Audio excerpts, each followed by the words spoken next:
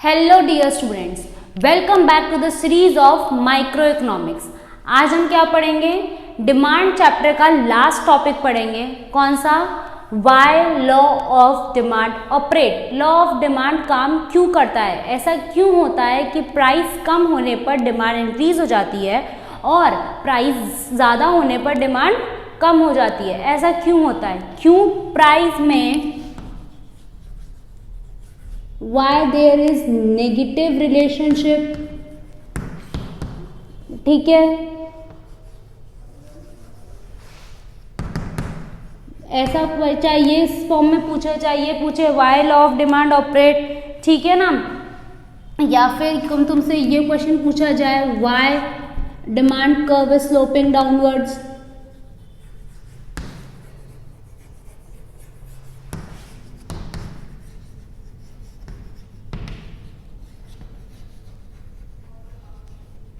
तो सब में क्या होगा? एक ही आंसर आएगा जो अपन अभी रीजंस पढ़ने वाले हैं। तीनों में से कोई सा भी क्वेश्चन पूछा जाए, तीनों में क्या आएगा? एक ही आंसर आएगा, ठीक है। अब अपन पॉइंट्स देखते हैं कि लॉ ऑफ डिमांड ऑपरेट क्यों होता है। तो लॉ ऑफ डिमांड ऑपरेट क्यों होता है, इसका पहला रीजन क्या है? Income effect.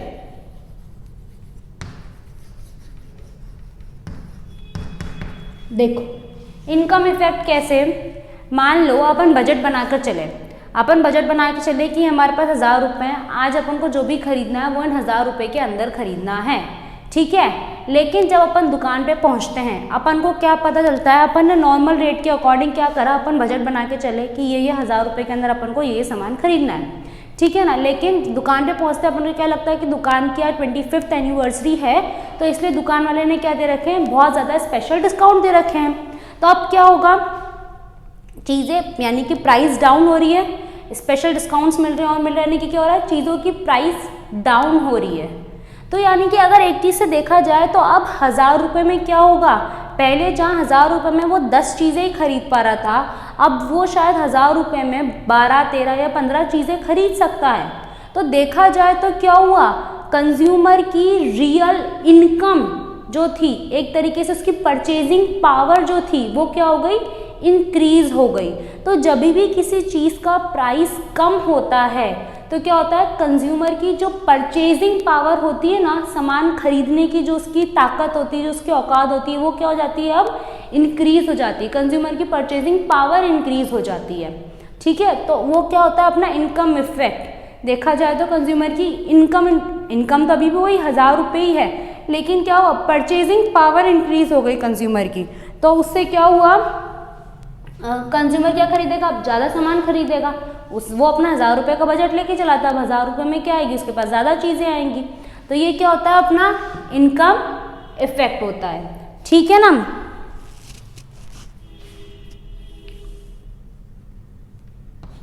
When price decreases,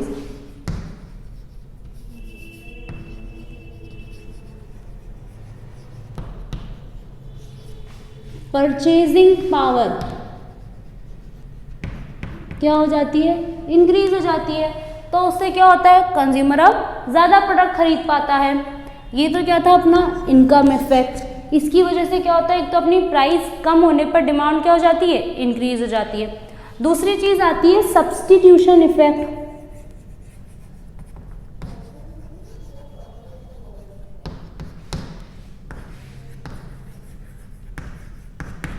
substitution effect में अपन ने क्या पढ़ा था? क्या देखा था कि अगर मान लो किसी गुड्स की प्राइस कम होती है तो क्या होता है? दूसरे गुड्स की डिमांड क्या हो जाती है? गिर जाती है, ठीक है ना। अब मान लो अपन कचौरी और समोसा ही लेते हैं। अगर समोसे की प्राइस कम हो गई तो क्या होगा? कचौड़ी की डिमांड गिर जाएगी, क्योंकि अब समोसा खरीदने वाले लोग भी क्या करेंगे? कचौरी खरीदने वाले लोग भी क्या करेंगे? समोसा खरीदेंगे, ठीक है ना। तो ये क्या है? सब्स्टिट्यूशन इफेक्ट अपन ने पढ़ा था। अगर एक चीज़ की प्राइस इंक्रीज होती है तो दूसरे की डिमांड क्या हो जाती है? इंक्रीज हो जाती है। और अगर एक चीज़ की प्राइस कम होती है तो दूसरे की डिमांड क्या हो जाती है? कम हो जाती है। यही देखा था अपन ने। अब मान लो सब्स्टिट्यूशन इफेक्ट कैसे काम करता है। अब देखो वही बात है, वही पॉइंट है। अपन फ़ोन खरीदना चाह रहे हैं, अपने पास दो ऑप्शन है। एक तो है सैमसंग, और एक है अपने पास रेडमी, ठीक है ना, रेडमी या शोमी।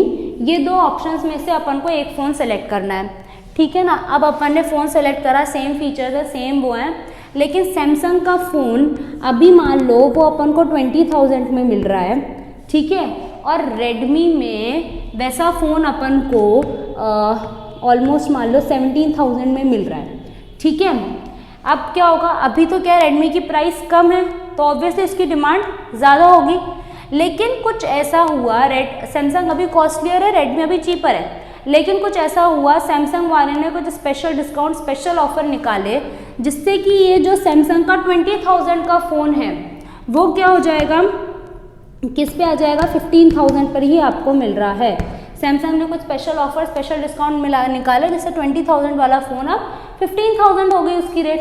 तो अब क्या होगा, जो लोग सैमसंग खरीदते हैं वो तो अब उसको खरीदेंगे। जो सैमसंग के रॉयल कस्टमर्स हैं, जो सैमसंग के कस्टमर्स हैं, वो तो सैमसंग खरीदेंगे ही। लेकिन कुछ ऐसे कस्टमर्स जो अभी रेडमी खरीदते क्योंकि उसकी रेट कम थी, अब वो भी क्या होंगे, सैमसंग पे आ जाएंगे, क्योंकि सैमसंग क्या हो गया, ज़्यादा सस्ते में मिल रहा है।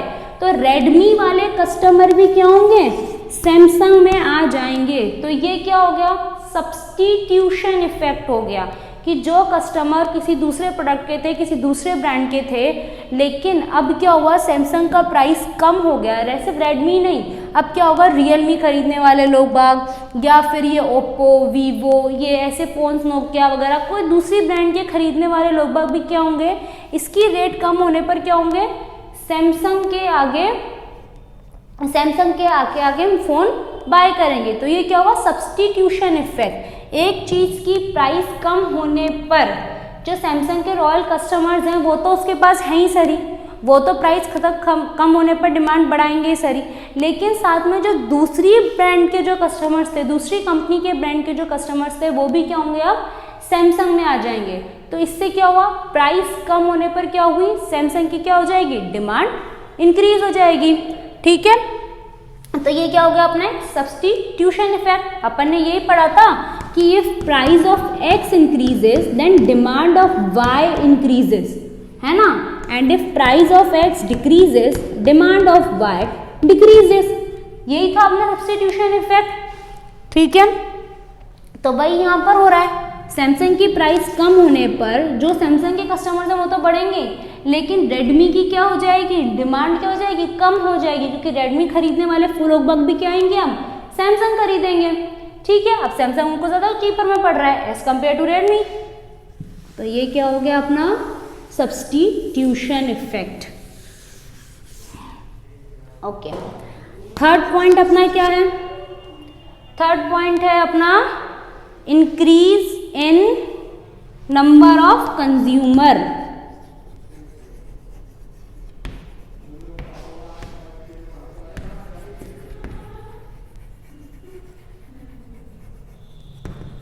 देखो पॉइंट क्या है, increase in number of consumers. कुछ ऐसी चीज़ें जो कंज्यूमर पहले यूज़ नहीं लेते थे, पहले अपन उसके सर्विसेज नहीं लेते थे, लेकिन कुछ ऐसी हुआ अपन उस प्रोडक्ट को यूज़ नहीं लेते थे, लेकिन कुछ ऐसा हुआ कि उसकी प्राइस कम हो जाती है, और जो जने पहले उस सर्विस को नहीं लेते थे या उस प्रोडक्ट को यूज़ नहीं करते थे, अब वो भी उसे यूज़ कर रहे हैं, ठीक है ना।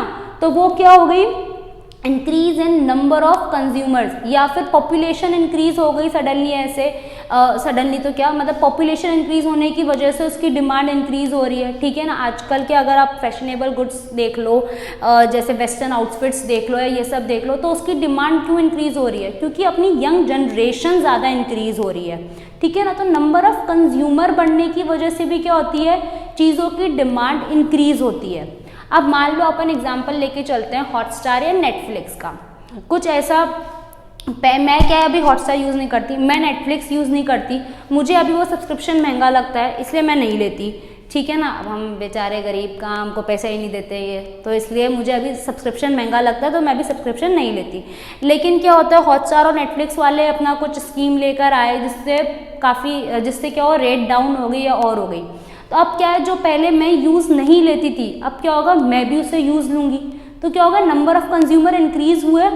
देखो एक तो क्या होता है, प्राइस इंक्रीज कम होने पर नंबर ऑफ कंज्यूमर्स इंक्रीज हुए, कंज्यूमर्स उसके क्या हुए, इंक्रीज हुए, तो क्या होगी, उस चीज की डिमांड इंक्रीज हो जाएगी। एक तो क्या होता है, अभी यहाँ पर क्या हो रहा है, नए कंज्यूमर्स एड ऑन हो रहे हैं, ठीक है ना, नए कंज्यूमर एड ऑन हो रहे हैं। अब अपन बात करें वेस्टर्न आउटफिट्स की या वेस्टर्न कपड़ों की, तो क्या हो रहा है, वेस्टर्न आउटफिट्स, वेस्टर्न कपड़े पहले उनकी इतनी डिमांड नहीं थी, लेकिन अब ज़्यादा डिमांड हो रही है। क्यों? क्योंकि अपनी शायद यंग जनरेशन जो है वो क्या होती जा रही है, इंक्रीज होती जा रही है। पॉपुलेशन में जो यंग जनरेशन वाला जो पार्ट है वो क्या होता जा रहा है, इंक्रीज होता जा रहा है। तो इसलिए ऐसे गुड्स की डिमांड जो यंग जनरेशन करती है, जैसे डिजिटली चीज़ों की डिमांड हो गई या वेस्टर्न आउटफिट्स की, इन सब की डिमांड हो गई, वो क्या हो रही है, आज की तारीख में इंडिया में बहुत ज़्यादा इंक्रीज हो रही है, क्योंकि नंबर ऑफ कंज्यूमर्स इंक्रीज हो रहे हैं, ठीक है ना। अच्छा, एक चीज़ तो ये देखो कि मान लो प्राइस डिक्रीज होने पर, प्राइस इंक्रीज होने पर डिमांड डिक्रीज होती है, या प्राइस डिक्रीज होने पर डिमांड क्या होती है, इंक्रीज होती है। तो ये तो एक उसके कॉन्टेक्स्ट में हो गए जो ऑलरेडी उसके कंज्यूमर हैं।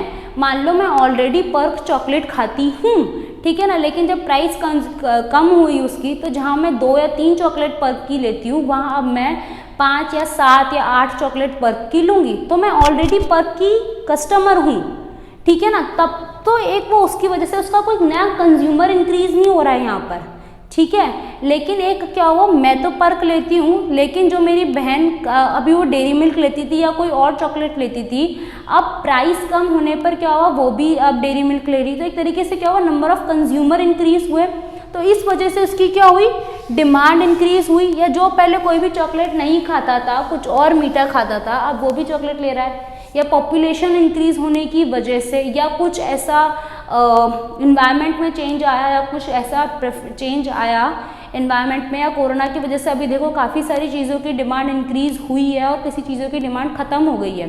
तो ऐसी कोई सिचुएशन में चेंज आया जिसकी वजह से क्या हो, उसके कंज्यूमर्स बढ़ गए। जो वो चीज़ पहले यूज़ नहीं लेते थे, अब वो लोग भी यूज़ लेते हैं। मास्क को ही देख लो, पहले कोई भी यूज़ नहीं लेता था, नंबर ऑफ कंज्यूमर्स ही नहीं थे उसके, लेकिन क्या हुआ, सिचुएशन कुछ ऐसी आई कि उसके क्या हो गया, suddenly number of consumers increase हो गए, बहुत ज़्यादा इंक्रीज हो गए। तो ये सब क्या है, नंबर ऑफ कंज्यूमर्स इंक्रीज होना, है ना। तो यहाँ पर भी क्या हो, लॉ ऑफ डिमांड ऑपरेट कर रहा है। प्राइस कम होने पर कंज्यूमर्स इंक्रीज हो रहे हैं और डिमांड इंक्रीज, कंज्यूमर इंक्रीज हो रहे हैं तो डिमांड इंक्रीज हो रही है, ऑब्वियस सी बात है। तो डिमांड भी क्या हो रही है, इंक्रीज हो रही है, ठीक है। अच्छा, now coming on to the fourth point, that is law of diminishing marginal utility.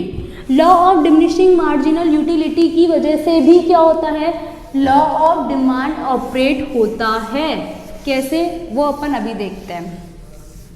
देखो, फोर्थ पॉइंट क्या था, law of diminishing marginal utility. इसकी वजह से भी क्या होता है, अपना लॉ ऑफ डिमांड ऑपरेट होता है। कैसे, अब मान लो ये किसी चीज़ का प्राइस है, प्राइस ऑफ एक्स यूनिट्स और मार्जिनल यूटिलिटी। अब मान लो किसी चीज़ की प्राइस अभी 80 है, ठीक है ना। अपन ने 1 यूनिट कंज्यूम करी, 100 का सेटिस्फेक्शन मिला। अपन कोई भी चीज़ कंज्यूम कब तक करते हैं, जब कंज्यूमर की, जब तक marginal utility price of X के बराबर नहीं हो जाए, जब तक marginal utility of X is equals to price of X, ठीक है। तो अभी क्या है, यहाँ पर 100 का मिल रहा है, 80 जब नेक्स्ट यूनिट जब करी, जब अपन को 80 का सेटिस्फेक्शन मिला, थर्ड यूनिट करी अपन को 60 का मिला, 80 अभी प्राइस है, फोर्थ यूनिट कंज्यूम करी अपन को 40 का मिला, ठीक है ना। तो यहाँ पर कंज्यूमर कौन सी यूनिट तक कंज्यूम करेगा, 2 यूनिट तक कंज्यूम करेगा, बिकॉज यहीं पर ही मार्जिनल यूटिलिटी 80 के प्राइस ऑफ एक्स के बराबर है कि नहीं है, तभी ये लॉ ऑफ डिमांड है, ठीक है ना। अभी क्या कर रहा है कंज्यूमर, 2 यूनिट परचेज कर रहा है, ठीक है ना। यहाँ पर क्या हो रहा है, because marginal utility price of X के बराबर है, 2 यूनिट कंज्यूमर परचेज कर रहा है। अब क्या होता है, प्राइस गिर जाती है, ठीक है ना, प्राइस गिर गई। अब प्राइस गिर के अपनी कितनी आ गई, 60 पे आ गई मान लो।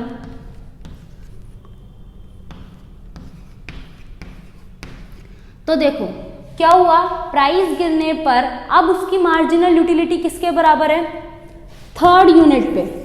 अब थर्ड यूनिट पर आकर क्या हो गई, मार्जिनल यूटिलिटी प्राइस के बराबर है। तब कंज्यूमर तो वहीं तक ये कंज्यूम करेगा जहाँ पर marginal utility price of X के बराबर नहीं हो जाए। तो अब क्या हो गया, कंज्यूमर की यूनिट्स बढ़ गई, कंजम्पशन बढ़ गया, बढ़ा नहीं बढ़ा।